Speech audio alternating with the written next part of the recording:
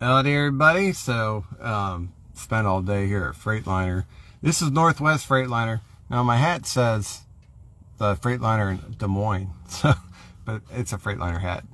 You know, we thought we had the problem fixed, but then the problem came back. So I posted a video earlier today and then I had to take it down.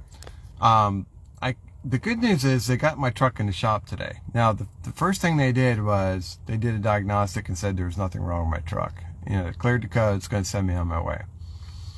I've been down this road before with Northwest Freightliner, this dealership and how they do things. Premier Freightliner does things differently. I love Premier Freightliner. I do not like Northwest Freightliner. There's just a difference in quality, the quality repairs, the mechanics, skill set. I don't know what it is. Premier Freightliner has always done good by me. Northwest Freightliner has yet to demonstrate any repair ability. So we're at Northwest Freightliner. They did the same thing to me 3 years ago with the 2012 Cascadia and EGR actuator valve. Cleared the code, said nothing's wrong, send you on your way. Well, I wasn't going to play that game this time. I said, well, as a minimum, let's replace the depth doser valve, or they call it the metering unit. And they said, well, there's nothing wrong with it. But when I had removed the rubber boot from the connection, it was full of depth fluid. So the computer could say there's nothing wrong with it, that's fine, I want it replaced anyways because it should not be leaking. And even if it says it's fine today, 3 months from now, it would not be fine, you know. So it's one of these things, damned if you do, damned if you don't. If you leave, you know, thinking that depth doser valve's okay, you take your chances. And I wasn't willing to take the chances, you know, because I get in these remote areas and the tow bill would be more than what it costs to repair it. So because the test passed, it would not be under warranty. So I paid to replace it. So that cost me $1,000.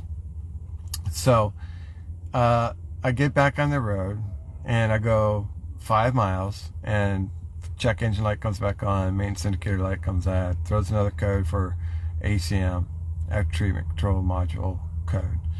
And that code clears. And check engine light clears, but the maintenance indicator light stays on. So I bring it back to Freightliner.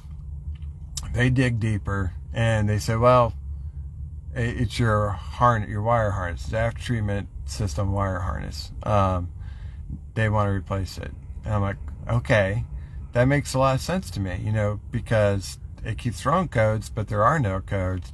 So the wires are bouncing around and, you know, sometimes it shorts out and sometimes it doesn't. You know, I've replaced 2 wire harnesses, Aftertreatment wire harnesses in my old truck, the 2012. So I'm familiar with this type of breakdown. These things are like ghost occurrences. You know, they appear and disappear. You know, you can't track them down.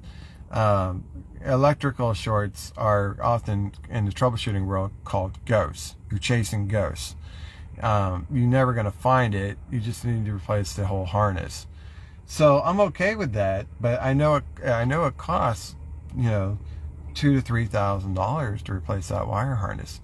So this one I'm kind of insisting upon that it be under warranty. So they're checking on warranty. See, this truck is supposed to have warranty on the engine and after-treatment system up to 500,000 miles. This is the Detroit warranty, or the Daimler warranty. And as the truck approaches 500,000 miles, I'm supposed to take it to a Crete terminal for them to do an inspection before the extended warranty kicks in up to 750,000 miles. So the guy, the service manager here says, well, you know, he doesn't think it's going to be under warranty. He's like, this is a normal wear thing. These things normally wear out. It's kind of routine maintenance. You know, it's not necessarily a warranty item, because now we're getting into the warranties cover defective parts. You know, it's not really defective if it's normal wear and tear. This is where I have a bone to pick with warranties, is because the quality systems are much better nowadays, that the odds of it being a defective part is very slim. You know, so yeah, they can give you a warranty because the odds are very slim that you'd ever use it for a defective part. Normal wear and tear, the warranty would not necessarily cover it. So it's probably not going to be covered, to tell you the truth. So I spent $1,000 this morning replacing the depth doser valve, which they call the metering valve, which is fine. I'm okay with that, because if I didn't replace it here when I had the chance, 3 months from now I could be replacing it broke down on the side of the road in Arizona, or when it's 0 degrees out. So I'm okay with that. I wish they would have found the wire harness issue the first time around. See, that's the difference between Premier Freightliner and Northwest Freightliner. Premier Freightliner would have found the problem to begin with, and not have to. I've never had to bring my truck back to Premier, because they have a quality system in place. These other places don't. So I think that's the difference. Premier gets the job done right the first time. On these other ones, they clear the codes and send you on your way. Then you come back, and then they dig deeper, and then they're like, oh, well, yeah, okay, now we see it. Well, yeah, I already spent $1,000, so now I'm going to spend another $3,000, so that'd be like $4,000. Plus, I've been down for 4 days. Here's $700 a day I didn't make. So that's $2,800 plus $4,000 for repair. So all this combined is like $7,000 what it cost my business. So I'm okay. I mean, I can afford it. I would prefer not to spend $7,000 I could spend on Milwaukee tools. But it is to be expected. Like I said, when you buy a truck, there's always something wrong with it. It's almost fantasy to believe you're going to buy a truck and not have something wrong with it. There's going to be something wrong with it. And if there's something wrong with it, it's also fantasy to believe that the warranty is going to cover it. So the reality of the situation is, you buy a used truck, there's going to be something wrong with it, and you're going to have to pay to get it fixed. That's the reality of it. Which I'm okay with. I mean, I expected something.